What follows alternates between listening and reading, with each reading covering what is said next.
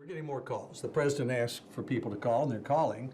What he might not have expected, they're not supporting him. They're saying cut spending, support the balanced budget amendment, and they're also saying get the job done.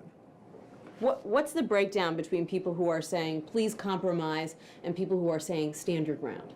Well, what they're mainly saying, we had about 200 calls this morning in this office, and what they're mainly saying is cut spending and get the job done. And the president asked us to call, but we don't agree with him. So there are now two plans on the table that do cut spending. Where do we go from here? Well, I hope where we go from here is I hope the House will pass its plan. You know, all of us have our points of view, but what we need to do is, number one, reduce the debt, and number two, honor our obligations. We don't want to be a country that pays its bills selectively out of a cigar box.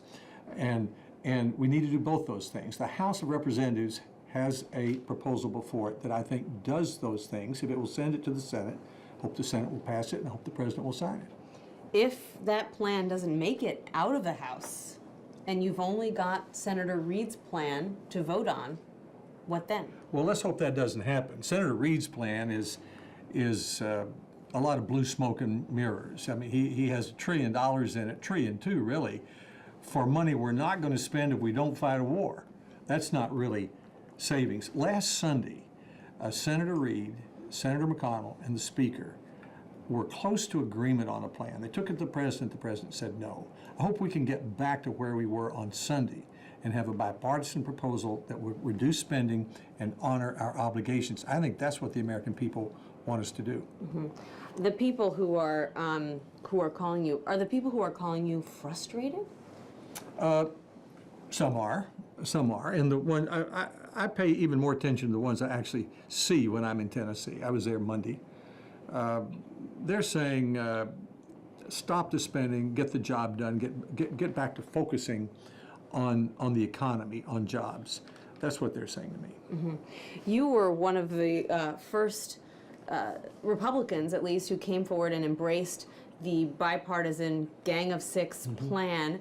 So we know compromise isn't dead in Washington; it's just sort of hiding. Well, there's plenty of bipartisan effort. I'm a co-sponsor of the cut, cap, and balance. That was a Republican proposal, but I'm a co-sponsor of Senator Corker's plan to reduce spending over 10 years. That's bipartisan. I thought the Gang of Six was a very good start, and it probably has a third of the Senate.